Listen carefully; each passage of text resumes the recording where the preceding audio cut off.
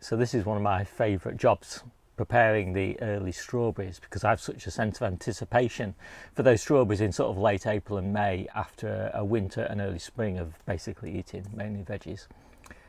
So I'll step you through my process, and it all starts with the second early strawberry bed. So you're now got to cast your mind back to last year, and what I was doing at that time was I was taking all of the runners and moving them towards the outside of the bed, so, and poking them down in the edges of the bed. And over winter then they get nicely established and they grow into first early runners. And at this time of year I'm taking out all of those first early runners, and as I say, they're all around the periphery of the bed, really easy to get out without disturbing the main crop strawberry plants. And they will be second early runners, so second year runners, by the time I'm harvesting them next April, May. And second year runners are absolutely perfect really for early strawberries, because they're big enough to get really nicely established, but they're also at the kind of most vigorous growing phase of their lives.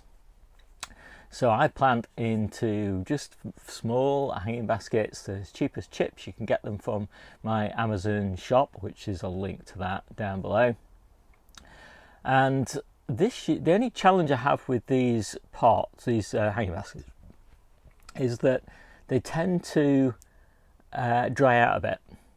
So I've got two strategies for that. And the first one is that I'm really pressing the compost down tightly, especially down around the edges, so that it minimises the amount of shrinkage of that compost as we come into spring and maybe as far as early summer. The second thing that I'm doing is this year I am intermixing my homemade compost with Jiffy's compost, which I was sent by the Gardening Superstore, and this has got a wetting agent incorporated into it. I did ask them how long the wetting agent lasted, because obviously I'm kind of potting them up in late September. I still want the wetting agent to be working in late spring next year, and they said it lasts a long time, but never sort of tested it that long, but certainly tested it for many months. So fingers crossed it will work. Anyway, it's expensive stuff, and so I can't really justify using it as the only compost that I'm potting into. So I'm using half homemade compost and half Jiffy's compost, and then I'm actually splitting the strawberries into two batches. Half of them has got the Jiffy's incorporated all the way through the compost, 50-50. The other half has only got this Jiffy stuff in the root zone, and above the root zone, you know, so sort of bottom 2/3 of the pot, and then the top third of the pot is just my homemade compost. So that's even less. I've got a spider hanging in front of my eyes. So that's how I'm planting them. So planting is pretty easy. You just take off all of the runners from your plant, any dead or damaged leaves, any big straggly leaves or whatever, to leave a nice kind of compactish plant.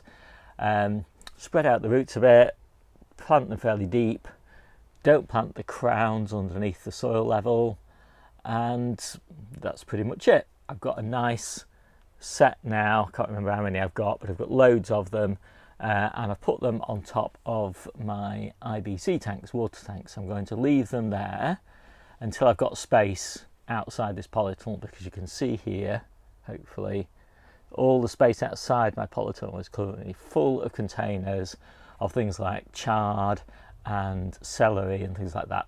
Basically containers that I'm going to grow in this polytunnel over winter, and that'll free up space outside, and that's where I like to have my strawberries, because I keep an eye on them and they're not getting bashed around too much by the wind. But for now, because we're only in September, they'll be fine on the top of the IBC tanks.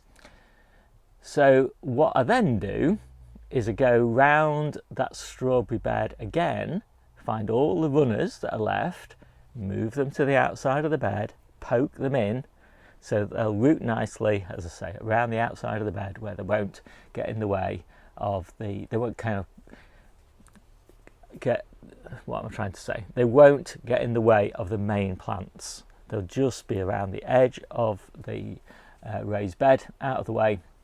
And that's a perfect way to do it, I think. It's worked pretty well for me so far. Now, a few other little bits and pieces. In about June, these strawberries, kind of the polytunnel ones, are kind of exhausted. You know, they've been cropping late April all the way through May into June, and my second early strawberries are ready. So that bed that I took all the runners from is a second early bed, so I start harvesting those, and I take the strawberries out of their pots and put them into big pots, and I put 2 hanging baskets per big pot, and then I just leave them alone to grow, and I don't get any harvest off them, but I'm leaving them because I'm going to put those pots in the polytunnel as well as the hanging baskets. Now they won't come as early because the hanging baskets are up high, they get maximum light and they get maximum heat, but the containers will still give me a kind of bonus early harvest, and I'll move those outside probably around April time, I'm guessing. So that's the first tweak. It just gives me then a kind of slightly extra early harvest, not as early as the ones in the hanging baskets.